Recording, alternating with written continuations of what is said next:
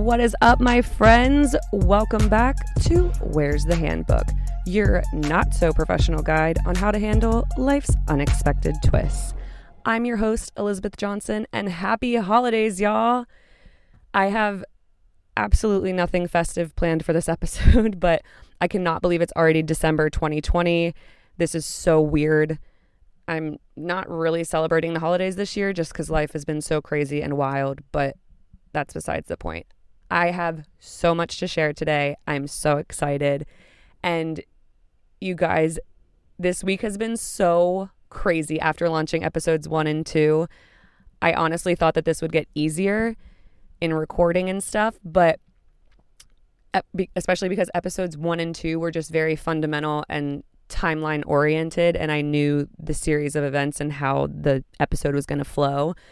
And I was going to just end it on that and move on to other topics. But after hearing so much feedback, I feel like I just have a couple things more that I need to cover on this topic. But I promise other things are coming. But this is still so fun. And you guys have hit me with your breakup stories. You guys have sent them to me on Instagram or Facebook. And thank you for sharing, because I love hearing them, as tragic as they are. And I'm so sorry for the shit that happens to you guys. But my entire point in making this podcast was to make it relatable. And I knew that before I even launched the podcast, because I would get caught in conversations with people, with friends, with strangers, whatever. And in talking to people, I realized that a lot more people could relate to my story than I originally thought. So that was another reason for launching this podcast. And I'm so glad that I did. And the responses have been incredible. Keep them coming. Seriously. I am there. I'm here for you to either laugh, cry, or bash. I don't care. I'm here. But I did get a couple messages after the episodes launched of people saying something along the lines of like, hey, I just want to let you know that I was one of those people that really thought your life was fine and dandy. And for like, I'm sorry in a sense. That's kind of what they were like hinting at. And I'm like, oh, whoa, totally cool. I don't know how to answer that, but I just want to bring awareness that this is the reality that we live in. We don't know what's going on in someone's life behind what they post on social media. And I've seen people post the bad things, so, you know, like the shit that's going on in their lives.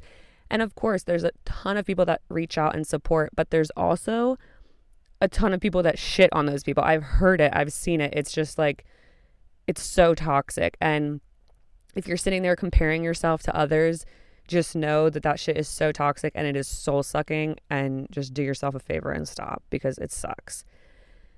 And I also did have a couple other people reach out saying that they're going through either a breakup or something tragic in their life, and that they appreciated what I had to say about it.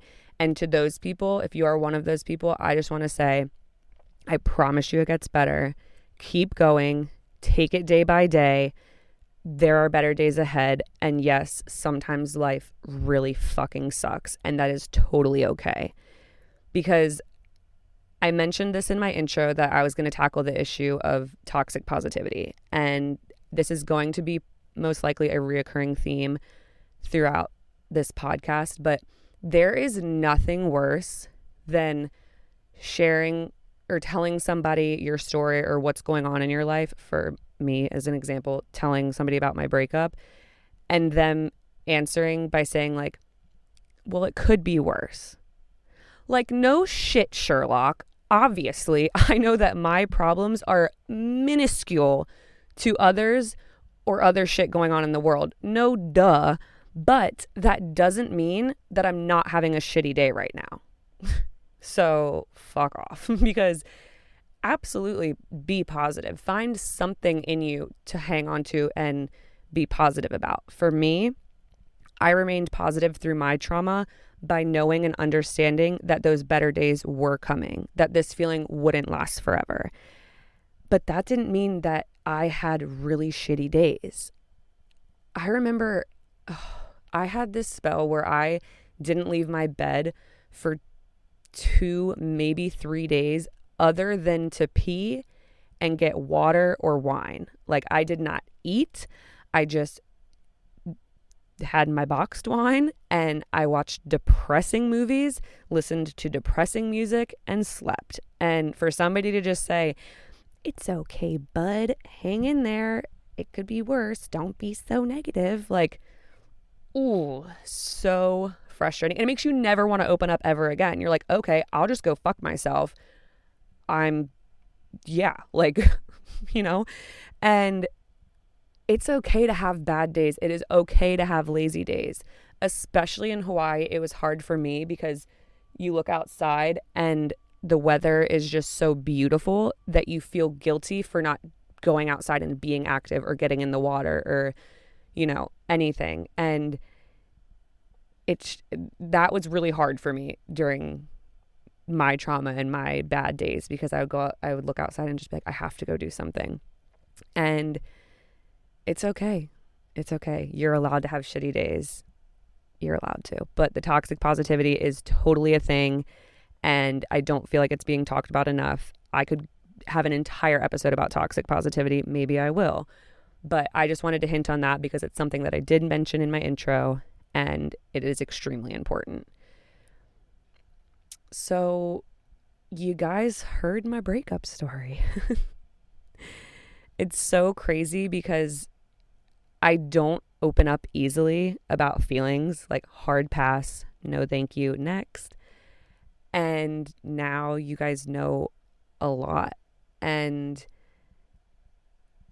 I'm used to my role in a friend group as being, I'm the happy friend. Like, I'm the happy friend, the happy-go-lucky, turn everything into something funny because my life is seriously a joke. So that's just how I cope, I guess, it's just hilarious. But I'm the happy friend. I have everybody else's back. And it was extremely strange being the person that needed backing for a change. But I realized that I have the greatest support system, even from across the country. It was incredible. It was mind-blowing. And I will never take these people for granted because they really, really helped out and stepped up when I needed them. Anyway, in a relationship, I have never been the girl that gets a boyfriend and disappears. We all have that friend. I guarantee somebody's name popped into your head as I said that. And that's weird. But I've also only ever dated two people, like serious relationships, two people in my life. One was my late high school, early college boyfriend, and then we broke up. And I was single for maybe 6 months before meeting the dude in Hawaii who destroyed my life that now you know every detail about of my breakup. But when I date somebody, aka just these two people, but in dating them, my first boyfriend, we already had a really solid friend group. We were really good friends before we started dating. I literally was like, listen, we just started dating. That's a whole nother story. I'm trying to get him on here. We'll see. We're still very good friends. That's a whole nother story. But for the long distance relationship that I had, it was weird because even for being such long distance, he knew my friends personally, and they felt like they knew him extremely well too, because I was on FaceTime all the time. I constantly updated him on everybody's life that was going on, like over on the mainland. And it's like, so much so to the point where my two friends that were getting married asked him to officiate the wedding. Like, if that just can paint the picture on how close and how much my friend group like adopted him into their lives. So no, they were equally as blindsided when all of this went down, because I actually just went back and I have a group chat with my 5 closest friends in Richmond, girlfriends. And I went back last night before recording this episode as I was thinking about it. And I went to the part where I told them that we broke up. And their responses were just like mine. They were like, stop playing with my emotions like that. Like, that's fucked up. Like, don't do that. Like, tell me you're joking. This is a joke. And I was like, yep, that's exactly how I feel. Like, this is real. And at that point, that's when I thought I was going back to Richmond. So I was like, I'm coming home, whatever. But anyway, after episode 2 launched, in talking to my close friends, they said, oh, sis, you didn't even scratch the surface. And I was like, what do you mean? I told the whole story from start to finish. It's kind of hard to recap 3.5 years in 40 minutes. But I hit all the main points I wanted to hit. And it's just so crazy because your friends will remember little specific details that struck them so hard in all of this because, like I said, they were equally as blindsided too, and they found all of it hard to believe. But they would be like, oh, don't you remember this and this? And I was like, oh, shit, yeah, like that did happen. So he didn't just have me fooled in the breakup. He had everybody fooled. It was wild. But I realized that there's so much, not necessarily that I forgot, but that I didn't go into specific detail about in the breakup. But that's the beauty of having my own podcast, you guys, because I can talk about whatever I want, whenever I want. So there will be plenty of other times that I will reference events that took place throughout this series, but I have so many things that tie back to the topics that we're going to discuss. So there's so much more where that came from. Episode 2 was just basically an overarching background story. But there is one story in particular that I wanted to tell you about today. And this was something that my girlfriends brought up. They were like, you have to tell the dollar store journal story. And I was like, oh, that is a good one. You're right. And it's a good one to lead with after Dumped in Paradise. So I'm going to tell you about this little handy dandy journal. And you guys, this was not a regular journal. I just want to say that from the beginning. So it's my final year of college, right? So this is fall of 2018. And I had I guess I didn't spend the summer of 2018 in Hawaii. So I had just gotten home. I was from somewhere. I guess I might have gone up to Pennsylvania. I don't know. But semester was starting and I had just gotten off a really long FaceTime call with the boyfriend at the time. And when I hung up, I was like, okay, I really want to do something cool. I think I was talking to him about moving to Hawaii and how this is my final year of college and this is crazy. So after we hung up, I was like, I want to do something really cool for when I land in Hawaii. What can I do? And I thought about it, and my love language, I am a huge words of affirmation person in both giving and receiving love. It is what I do best. And I have journaled my entire life. And if you haven't, I 10 out of 10 recommend, seriously, and you'll know why and you'll hear why throughout this story. But I was like, okay, I know what I'm going to do. I'm going to document our entire final year of long distance in a journal covering all sorts of topics, things we talk about on FaceTime, things we've done, because obviously we will see each other in that year frame. So I'm going to document everything. I'm going to document it all. The good, the bad, the ugly, the sober, the drunk, whatever. And I'm going to give it to him when I arrive in Hawaii, but he's not going to know about it the whole time. So I was like, this is genius. So that's what I did. I documented our entire final year and it is golden. And when I gave it to him when I arrived in Hawaii, I think I gave it to him either the night I got there, maybe the next day. But I said, I have something for you and it is very special to me because I put a lot into this. And also it wasn't just our relationship. It covers my final year of college. Like I remember I have pages where I wrote about crazy shit that happened in school. So anyway, I give it to him and I say, you can read this as you want. Like for me, if somebody gave this to me, I would sit down and be like, don't talk to me until I finish it. I would have read it front to back right then. But he said, okay. And I remember him reading the first like intro and then he puts it down and he was like, I think I'm going to use this as like, I'm going to read it little by little, you know? And me, originally, I'm thinking, wow, that's so cute. He's going to be like, oh, if we have a bad day, like, let me go read how in love with me she is, blah, blah, blah, blah, you know?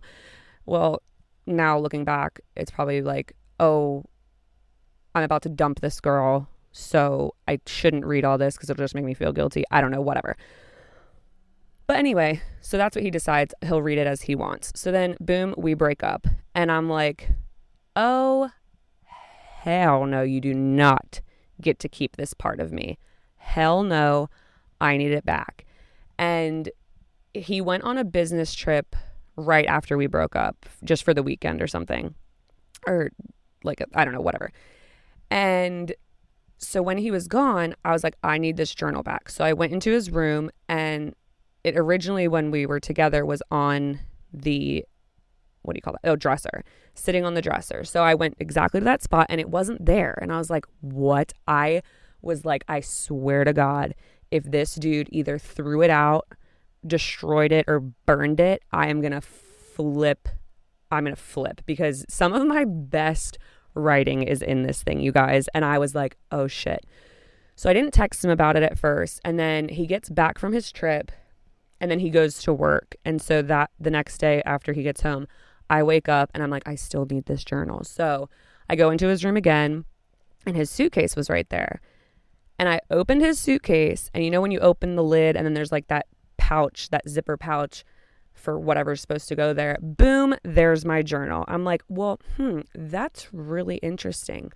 Why the hell would you take the journal to California after we break up? I don't actually have the answer to that question, but my guess is that you actually never finished it and you felt like a dick or something. I don't know. I've never asked him, whatever. But I couldn't steal it right then and there, because then he would know that I like went through his shit, which now if he ever listens to any of these episodes, he'll know a hell of a lot, but whatever. So I put it back, but at least I knew that it wasn't destroyed or gone. So anyway, I must have forgotten about it through my dark days or something like that, because I didn't grab it and I didn't ask for it. But then once he moves out, I was like, oh, and he moved in with his girlfriend, right? So I was like, oh no, like my journal is not going to be in the same house as all that shit for just anybody to read or go through. So guys, it took me asking him multiple times to get this thing back. I mean, like probably 4 or 5 times. And it was the final thing I needed to get from him before I have nothing else to ever say to you again. Have a nice life. Bye. And honestly, I should make this into an audiobook. This shit is golden. Either an audiobook or I should publish it or something. It's probably like 30 pages front and back. So there's a lot in here. And I just want to share one part from it. And it's the final entry before giving it to him. I'm on a plane from LA to Honolulu, and I'm writing in this. It's August 11th, 2019. And this is what it says. After a summer of 2 weddings, 4 weeks in Europe, 14 cities, 15 flights, 7 other countries, and 53 total days of travel, I have landed in Hawaii. Home in Hawaii. We did it, babe. 3.5 years of long distance, and we made it. It definitely wasn't easy, but boy, was it worth it. Remember when you said you wouldn't do long distance or date a college girl? Well, here we are, and I'm more in love with you than ever before, and I'm so stoked to begin our lives together, finally. Here's to making Hawaii home and this new chapter. I love you the most. XOE heart. Literally flipped the page. That was the last entry, right? And then I gave it to him. But then I guess after I got it back from him, because I looked at this the other day, and this is when I realized this, flipped the page, literally, and then we broke up. Everything in this book is true and real, which honestly is the saddest part. So yeah, I got the journal back. I have it. I don't read it all the time. I actually just flipped through it before making this episode, and it was really, really weird. It's fun to look back, and that's why I recommend, if you don't journal, to journal, because there's so much in here that I would have probably I have forgotten about. I've literally erased from my memory. But in finding this journal and reading it back, it's a very strange feeling for me, because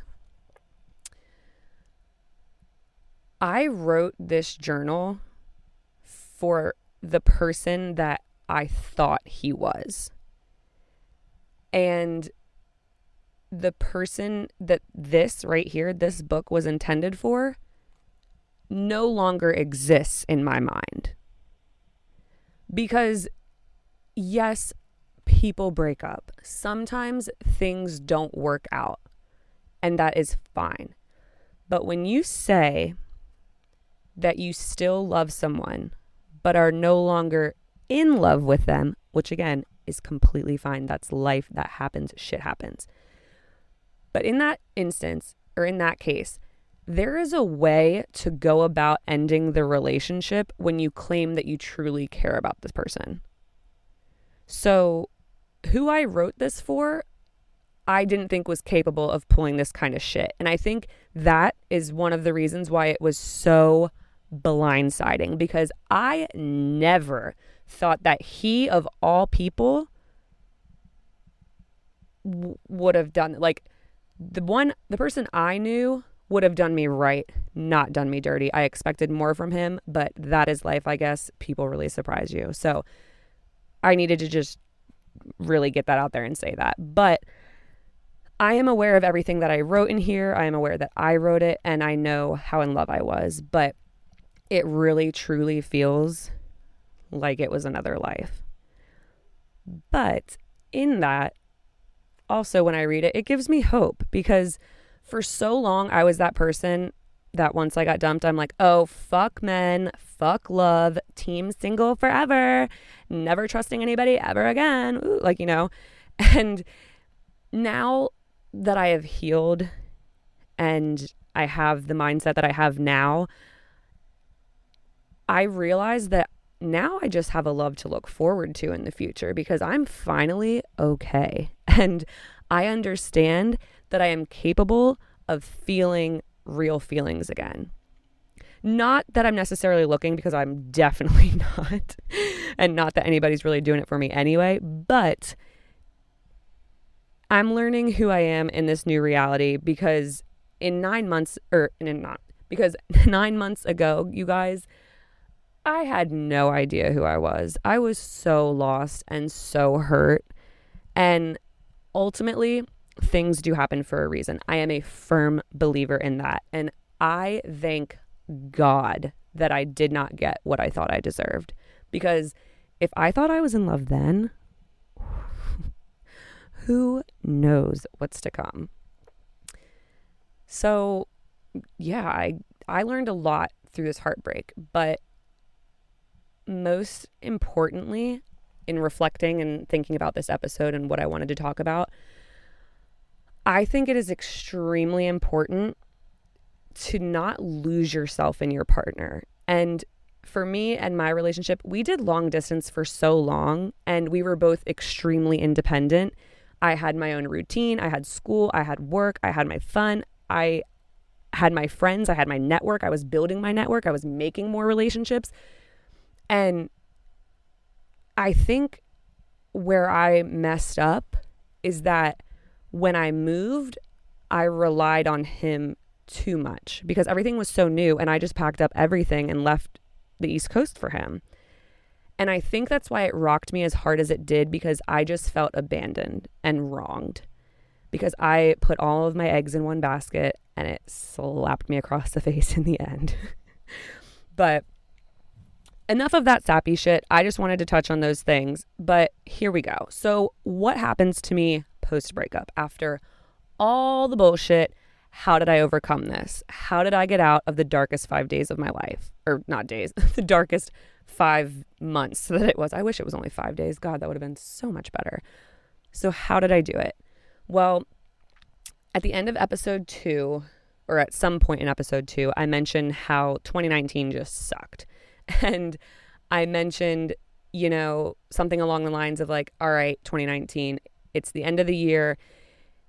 Please kick me while I'm down. If you're going to kick me, do it now. I do not even want to think about healing or getting better, only to have the carpet ripped out from underneath me again. So I'm like, cool, new year, new me, 2020, let's go. I started a job around Thanksgiving time. I'm making money. Blah, blah, blah, blah, blah. I'm still in a very dark phase of my life, but I'm like trying to hype up 2020. I'm like, all right, let's go. My life couldn't be any more of a joke. So like ready for my upswing. What you got for me 2020? And then 2020's like, enjoy the beginning of the year because in a little bit, I'm going to hit you with a global pandemic. Cool. So the dude moves out in February, right? So we break up in September, live together from September to February. So he moves out and I have 5 weeks before this pandemic hits and I lose my job. And him moving out was a huge step in the right direction for sure, because I thought about it and I'm like, I had to live with this dude for months after being dumped. And I had to witness him after I figured out that he had a new chick and all the crazy shit that went down that I told you about before. I had to live with this motherfucker and then watch him go be with his new chick on the weekends. Like, no wonder I was a borderline alcoholic with mental health issues at an all-time low. Like, no one wants to see that shit. I wouldn't wish that on anybody. And now looking back with this clear mindset, now I can see that. Like, no wonder I was a mess. What? So he moves out in February, out of sight. Now he can be out of mind. It was a game changer. I'm so hype. I'm getting better. I'm trying to heal, but also not really, because 5 weeks later, COVID hits. And guys, I just need to say this. Could you imagine if I had to quarantine with him? Oh my God. Thank the Lord he moved out when he did. But anyway, so COVID rocks all of our socks in many different ways. But for me personally, in reflecting back over this past year, I really truly think that COVID was my saving grace, because it was such a blessing in disguise for me. It saved me, in a sense, from a very dark hole that I was digging myself. It removed me from my vicious routine and cycle. And I now understood that, yeah, I clearly don't have the greatest coping mechanisms, and quarantine forced me to stay at home and think about my life. So I lost my job. I realized, yes, unemployment's not going to last forever. So girl, what are we going to do? I suddenly had bigger fish to fry than being this depressed ball of anxiety and mess. And so I was so tired of feeling sorry for myself. So here I am. I was 25 at the time, year-old, living in paradise, and I have no idea how this single life world operates. As I mentioned before, I was single for the first time after 2 long-term relationships, and I was in my mid-20s. Like, how does this work? So out of boredom, and after the initial COVID wave was kind of settling down, and no, I'm not downplaying COVID. Just hear me out before you at me and yell at me. Just listen. So yeah, I started playing the field, and I'm like, I got to get back out there. It's time. It's been however many months since this douchebag destroyed my world, whatever. So yeah, I downloaded dating apps, whatever. And y'all, I don't know how you do it. It is mind-blowing. Like, absolutely mind-blowing. I never even met up with people because I just think that's awkward as fuck. But P.S., like, obviously I know people have had success stories. And for you guys, I am so happy for you. Stoked. Awesome. Way to go. But me personally, I just don't get it. I cannot relate. Whatever. So I download Hinge, right? And Hinge is the one, if you're not familiar, where you answer these really, really poorly prompted things. I literally am trying to think of one off the top of my head right now, and I cannot think of one. Oh, it's like, if loving this is wrong, I don't want to be right, or something, whatever. That's just one example. I don't even know how many there are. But anyway, I just don't get them. It's so weird. People really will invest so much into talking virtually with one another. And for me, I'm like, look, I did 3.5 years of long distance. I have done a lot of texting and FaceTiming. I'm over it. I want to do something. Like, we live in Hawaii. There are free things to do. We can hike. We can dive. We can go chill on the beach. Like, what? And I'm the kind of person that's like, I don't even know how to like begin to go into this, because I talk about these dating apps and dating life so much because it's so bizarre to me. But it's like, obviously get like a little bit of information about the person before you go on a quote unquote date with them, whatever. But like, don't ask me how my day was when it's like, oh, you have a match. And it's like, hello, Elizabeth, how was your day? I'm like, what? How about we grab a beer at happy hour and then you can ask me how my day was? Like, I don't know. Maybe I'm weird, but needless to say, I deleted that shit, and I don't really have any experiences to tell you all about. But honestly, you know what would be a good idea? I should re-download dating apps and just attach my podcast in wherever and just be like, okay, if you're interested, go listen to this, because I got a lot of bullshit. And then if you're still interested, like, then come back and talk to me, because now I'm pretty much done answering the what brought you to Hawaii. I'm going to be like, go listen to episode 2. Where's the handbook, season 1? Like, what? And yeah, because honestly, also guys, dating in Hawaii, weird as fuck. Everybody knows everybody. And if you don't know them, then somebody you know does know them. And if somebody doesn't, then best believe that 13 other girls that you know also just matched with him and are chatting through the same bullshit as you are. Like, it's just so weird. And I don't know if that's the same for other cities on the mainland, because I never had dating apps when I lived on the mainland. So this shit is just so weird. Props to those who use it, who are successful, who go on dates. It's so bizarre. I had a girlfriend and she listens to this, so she knows who she is. But I had a girlfriend come out and visit me and have literally multiple dates a day. It was mind-blowing to witness.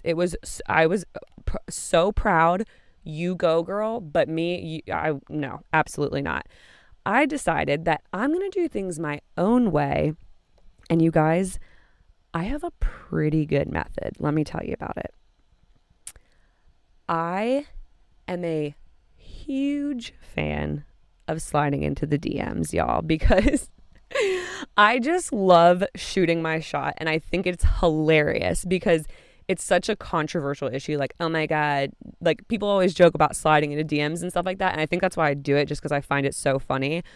But honestly, like, what do I have to lose? Because people are like, oh, wow, like, you slid into his DM. Like, that's embarrassing. And I'm like, oh, embarrassing?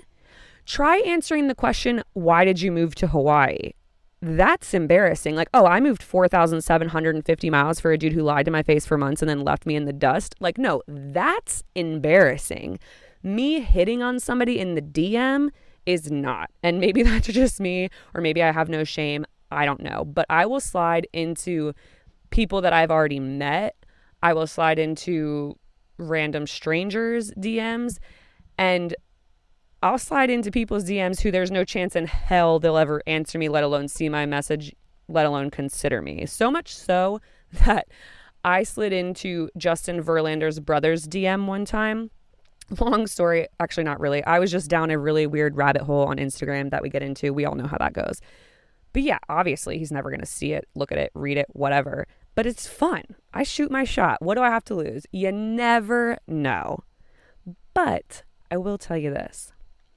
I've had some success stories, y'all. And maybe one day I will tell the Polaroid story, my CPR instructor story, this dude on a hike story. Like, there are so many, and I'm sure there'll be more to come because I just find it so entertaining. And let me tell you this, it's a hell of a lot more entertaining than swiping left or right off of a photo. So whatever, judge me all you want. I strongly encourage it, whatever. So, all right, you guys, I am so ready to talk about other things, but I have something great for next episode, and I am so excited.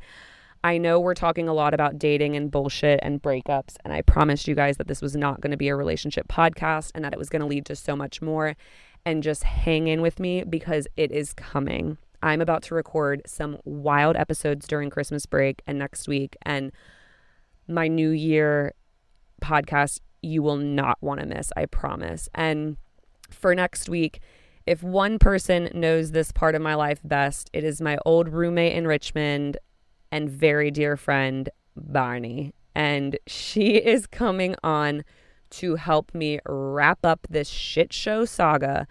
And I think that she's going to be a great segue into closing this bullshit chapter and moving on to other real life shit other than some douchebag who broke my heart, because we're all over it, I think. I don't know.